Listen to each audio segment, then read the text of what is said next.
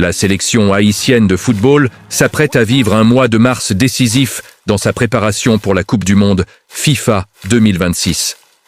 Après une campagne éliminatoire remarquable qui a permis aux Grenadiers de se qualifier pour le tournoi planétaire, une seconde apparition historique depuis 1974, l'équipe dirigée par Sébastien Migné va affronter deux nations d'un profil international différent mais tout aussi exigeant. Les rencontres contre la Tunisie et l'Islande, toutes deux programmées à Toronto au Canada, ne sont pas de simples amicaux de routine.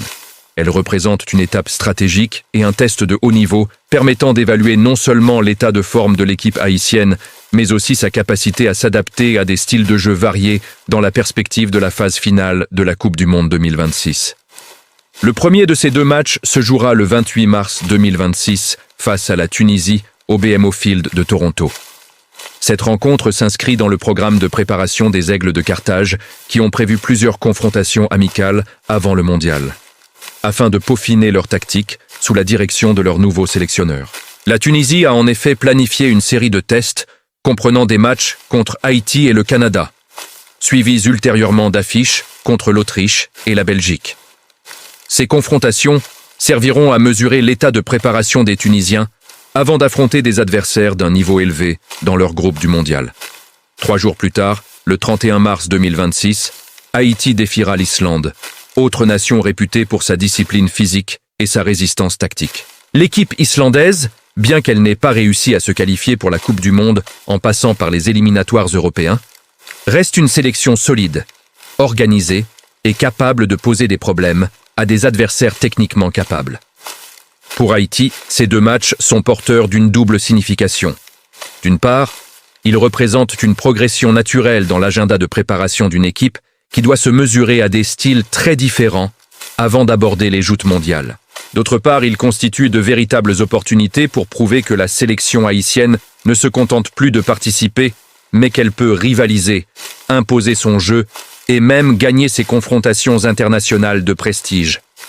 Pour bien comprendre pourquoi Haïti a toutes les raisons d'y croire, il faut analyser plusieurs aspects essentiels: le moral et la dynamique du groupe, la structure collective, l'expérience récente dans les éliminatoires, la capacité à s'adapter et le profil terrain de l'adversaire. Commençons par le contexte haïtien. Ce groupe s'est forgé une identité de combattant au fil des matchs éliminatoires. Sous la direction de Sébastien Migné, qui a guidé l'équipe à sa qualification, malgré des conditions extrêmement difficiles dans le pays, obligeant Haïti à jouer presque tous ses matchs à l'extérieur en raison de l'insécurité, les Grenadiers ont développé une mentalité de résilience et une cohésion collective prononcée. La qualification pour la Coupe du Monde 2026 est elle-même un témoignage de cette force mentale, puisque l'équipe a été capable de rebondir après des étapes délicates et de terminer en tête de son groupe CONCACAF, créant une dynamique de confiance qui peut se matérialiser sur le terrain lors de ces amicaux. Cette dynamique est cruciale, car les matchs amicaux, surtout face à des adversaires internationaux, ne se gagnent pas uniquement sur la base du talent technique, mais aussi sur l'investissement collectif, la discipline tactique et l'état d'esprit. Haïti, bien que classé plus bas dans le ranking mondial que la Tunisie ou l'Islande, possède cette combativité qui fait souvent la différence dans des rencontres où les deux équipes cherchent encore à ajuster leurs repères. En football, surtout dans un match où l'enjeu est psychologique autant que tactique, une équipe déterminée peut renverser des situations qui semblent déséquilibrées sur le papier. Cette réalité est particulièrement vraie pour Haïti, qui aborde ces matchs avec l'ambition d'établir une dynamique positive avant le mondial. Analysons ensuite le profil d'adversaire. La Tunisie est une équipe africaine reconnue pour sa discipline défensive et sa capacité à exploiter les phases de transition de manière efficace. Dans les éliminatoires africains et en phase de préparation, les Tunisiens ont montré une régularité dans leur collectif, capable de maintenir l'équilibre. Sur le papier, cela peut sembler intimidant pour une équipe comme Haïti, mais cela présente aussi des opportunités tactiques. Haïti peut exploiter des brèches dans la transition offensive en utilisant la vitesse de ses joueurs clés et une organisation plus directe du jeu. Une équipe qui sait jouer vers l'avant rapidement peut surprendre des formations disciplinées lorsque ces dernières se projettent trop haut ou se trouvent désorganisées sur la perte du ballon. L'Islande, de son côté, est une équipe européenne connue pour son intensité physique élevée et son engagement dans les duels. Même si elle n'a pas réussi à se qualifier pour la Coupe du Monde, l'Islande conserve une ADN footballistique solide, qui repose sur une organisation défensive robuste et une pression constante. Haïti peut tirer parti de ces caractéristiques si elle parvient à gérer la transition balle au pied, à garder la possession dans des zones avancées et à imposer un rythme qui déséquilibre l'adversaire. Une approche méthodique, avec un pressing ciblé et des attaques rapides, peut créer des espaces vulnérables dans la structure islandaise. Un point souvent négligé dans l'analyse des confrontations internationales est l'impact des conditions de jeu et de l'adaptation à l'environnement de match. Ces deux rencontres auront lieu à Toronto, une ville neutre qui offre un climat similaire à celui que les joueurs haïtiens ont déjà connu dans plusieurs matchs internationaux. Cela réduit l'avantage que pourrait avoir un adversaire habitué à d'autres environnements. Par ailleurs, l'équipe haïtienne évolue actuellement avec un groupe de joueurs expatriés ou formés dans des championnats professionnels, ce qui signifie qu'ils sont habitués à s'adapter à différents styles de jeu. Cette exposition internationale est un atout considérable face à des équipes comme la Tunisie et l'Islande, qui auront leurs propres objectifs de préparation tout en testant également des combinaisons tactiques. Sur le plan offensif, Haïti dispose de joueurs capables de transformer la dynamique d'un match. Des joueurs comme Dukens Nazon, qui a montré sa capacité à marquer dans différentes compétitions internationales tout au long de sa carrière, apportent une menace constante dans la surface adverse grâce à leur intelligence de positionnement et leur expérience internationale. Cette expérience en attaque est un atout majeur lorsqu'on affronte des équipes structurées, car elle oblige les lignes adverses à rester vigilantes, créant des espaces pour d'autres coéquipiers. La défense haïtienne, elle aussi, a gagné en maturité au fil de la dernière campagne. Les adversaires ont peiné à trouver des ouvertures claires lors des moments clés, ce qui montre une organisation qui peut rivaliser sur des phases statiques et dans les transitions émotionnelles d'un match.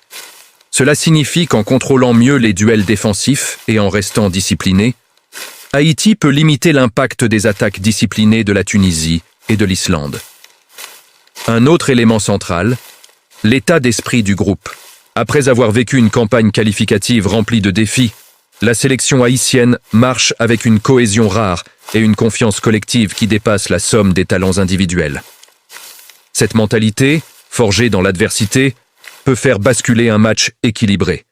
Surtout dans un contexte amical où l'équipe qui impose son rythme et sa vision du jeu dès les premières minutes peut prendre un avantage psychologique décisif.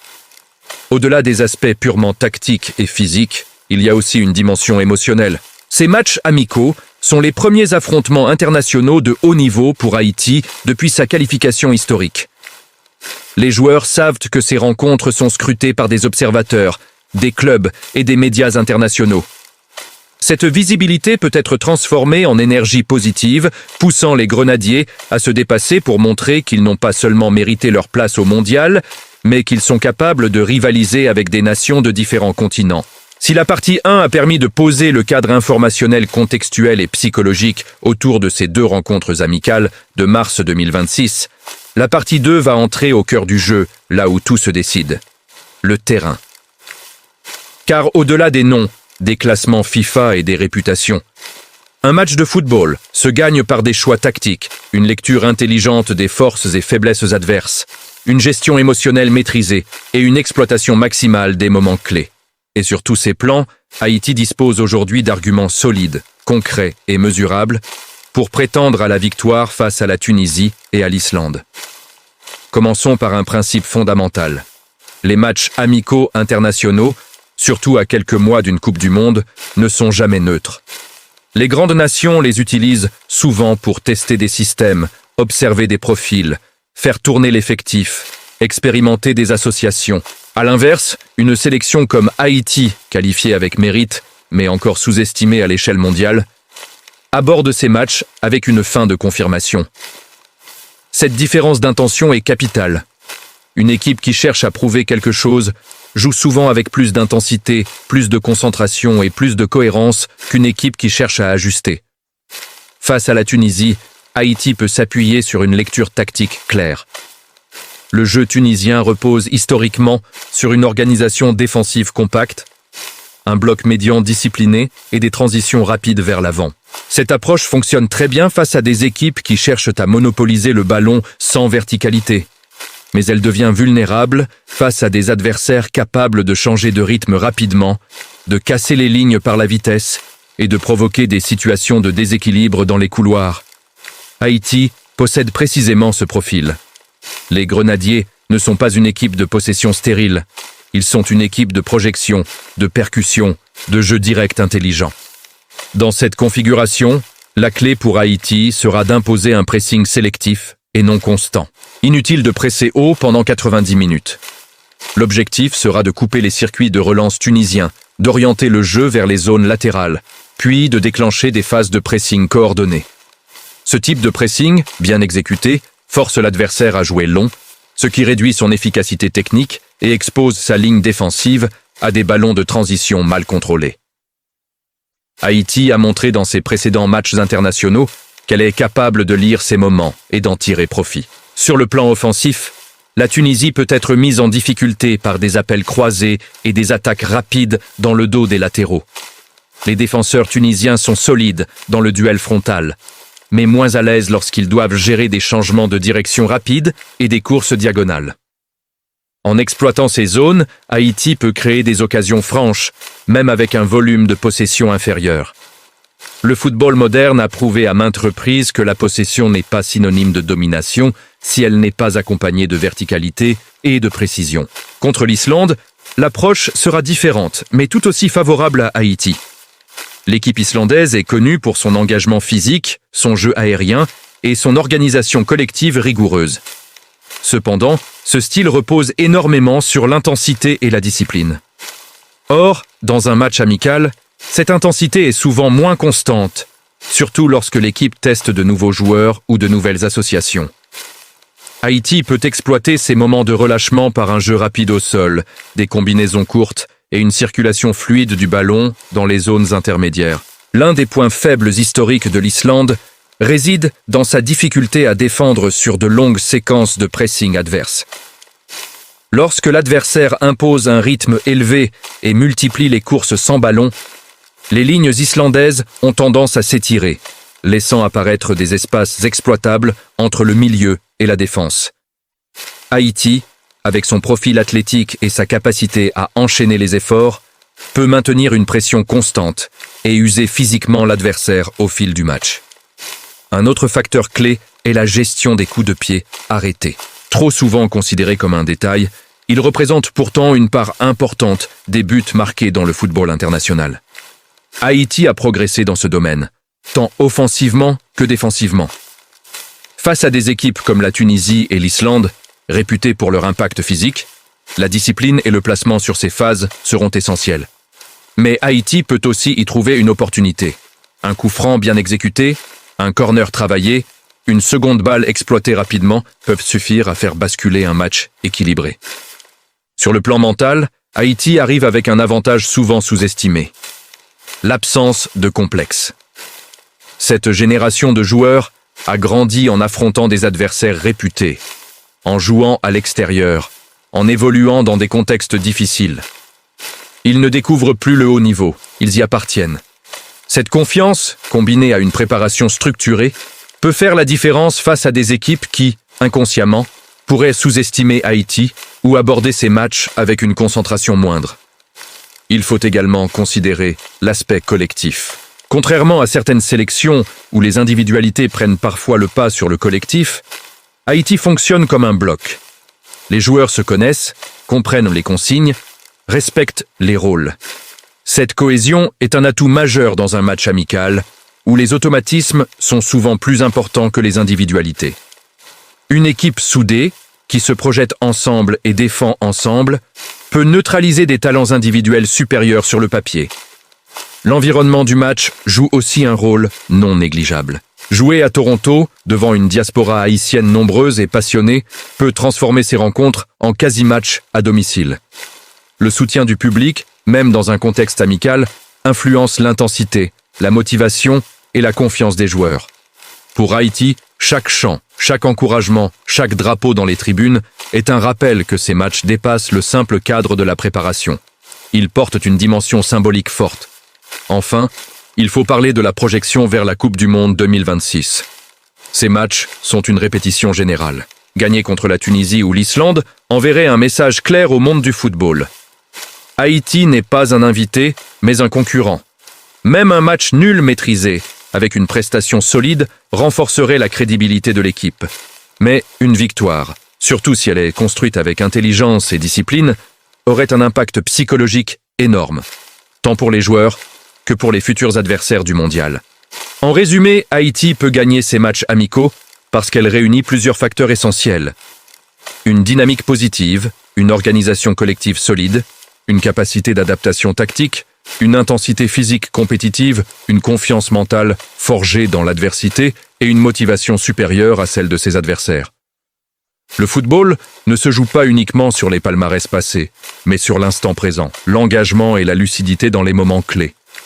Et sur ces critères, Haïti a toutes les cartes en main. Ces rencontres contre la Tunisie et l'Islande ne seront pas faciles. Elles demanderont rigueur, discipline et concentration.